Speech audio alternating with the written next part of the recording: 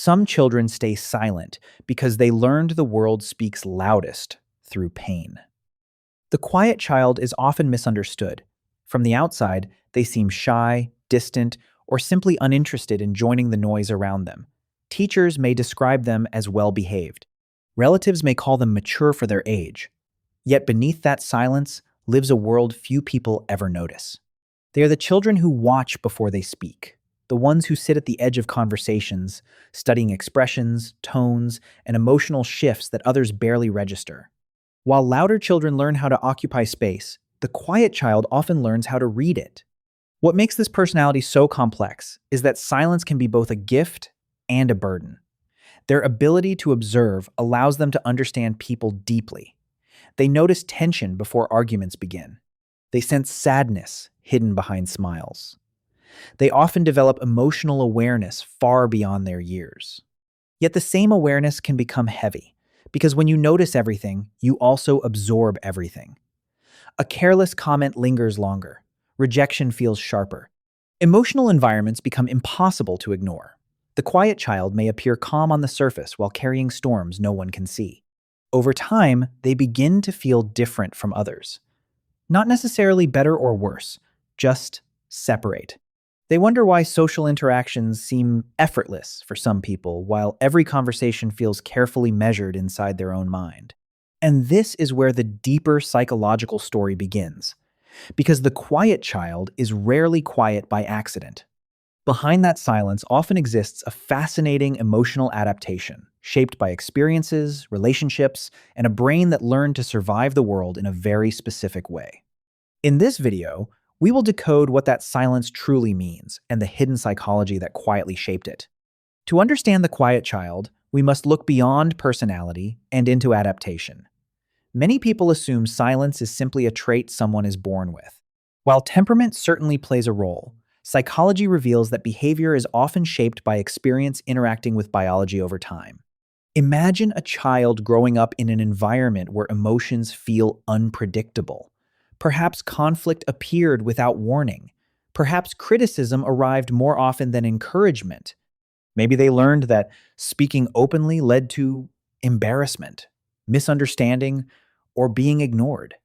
The brain begins taking notes long before the child realizes it.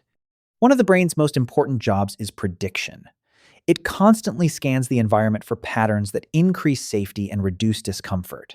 When a child repeatedly experiences situations where staying quiet prevents emotional pain, the brain slowly strengthens that strategy through repetition.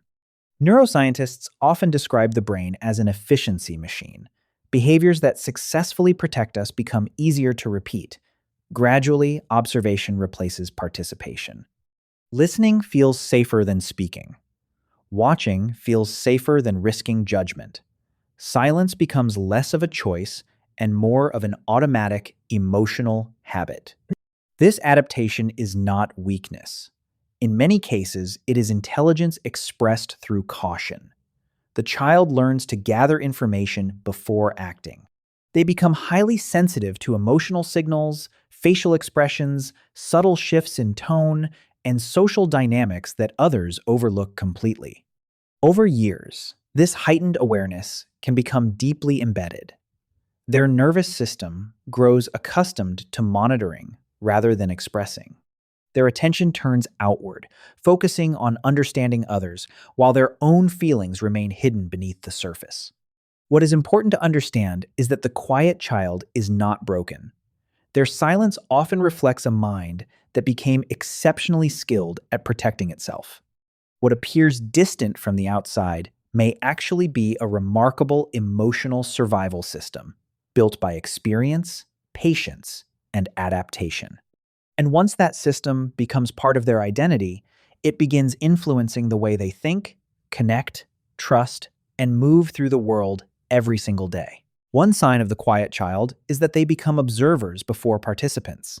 In a new classroom, family gathering, or social event, they rarely rush into conversations. Instead, they study the atmosphere first, collecting information before deciding where they belong. To others, this may look like hesitation, but psychologically, it is often a form of environmental scanning. Their brain wants to understand potential risks, emotional dynamics, and social expectations before exposing itself to uncertainty. Observation creates a temporary sense of safety. Because they spend so much time watching, they frequently notice things others miss. A forced smile, an uncomfortable silence, or a hidden frustration can become immediately visible to them. They learn to read emotions almost like a second language. Yet this gift carries a consequence. When you constantly monitor emotional signals, relaxation becomes difficult. The mind remains alert, even in situations that may not require protection. Awareness slowly transforms into a permanent background activity. Another sign appears in the way they communicate. Quiet children often rehearse conversations internally before speaking. A simple comment may pass through multiple layers of analysis. They think about how it will sound, how others might react, and whether it is worth saying. This habit develops because the brain associates social mistakes with emotional discomfort. By carefully filtering their words, they attempt to reduce uncertainty. The result is thoughtful communication, but also missed opportunities for spontaneous connection. As this pattern continues, the quiet child often becomes exceptionally independent, emotionally. They learn to process disappointment, confusion, and sadness privately.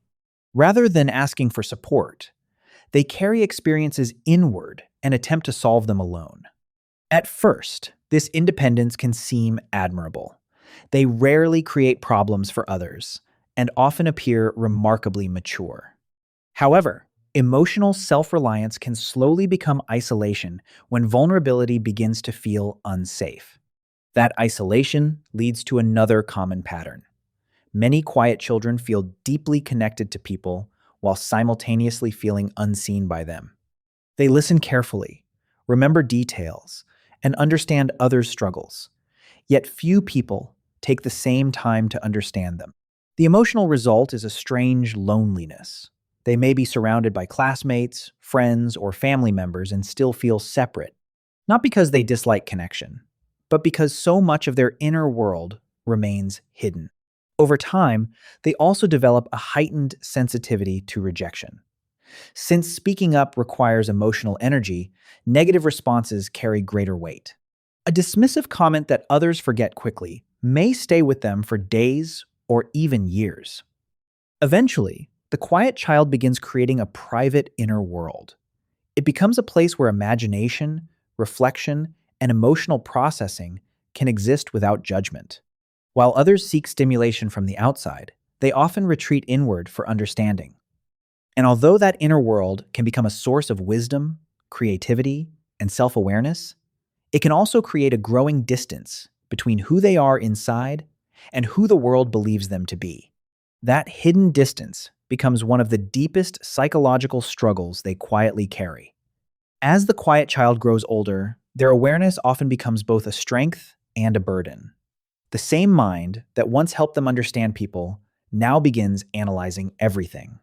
Conversations replay repeatedly. Small interactions acquire meanings that may not even exist. What once felt like observation slowly becomes anticipation. They start predicting reactions before speaking, imagining outcomes before acting, and preparing for problems before they arrive. The mind believes it is creating safety, yet it is also creating exhaustion. Because they have spent years reading emotional signals, uncertainty becomes difficult to tolerate. Their brain constantly searches for clues about what others think, feel, or intend. When answers remain unclear, the imagination rushes in to fill the empty spaces. This can create a cycle of overthinking that feels impossible to escape. A delayed message becomes a potential rejection. A different tone of voice becomes evidence that something is wrong. The mind keeps searching for certainty in situations where certainty simply does not exist. Over time, emotional energy becomes depleted. While others seem able to move through social experiences and leave them behind, the quiet child often carries pieces of those experiences home. Every interaction leaves a trace. Every disappointment leaves an echo. The loneliness deepens because few people recognize the effort happening beneath the surface. They see a calm person sitting quietly in a room. They do not see the endless calculations, emotional monitoring, and self reflection happening underneath that silence.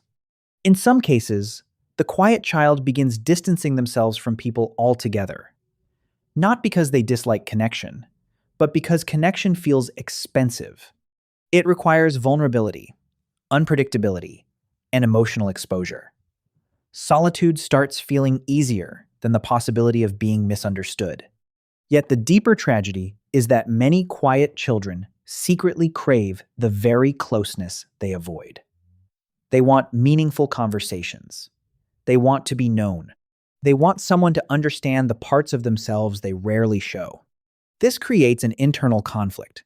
One part longs for connection, while another part remains committed to protection. One side wants to step forward. The other keeps pulling back.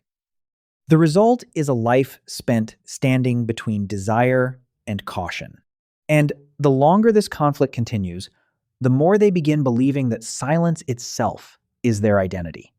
They forget that it was originally a strategy, not a definition. They mistake adaptation for destiny and protection for personality. But beneath all the overthinking, caution, and emotional distance, the original child still exists. The child who wanted to feel safe, accepted, and understood. And recognizing that truth becomes the first step toward healing.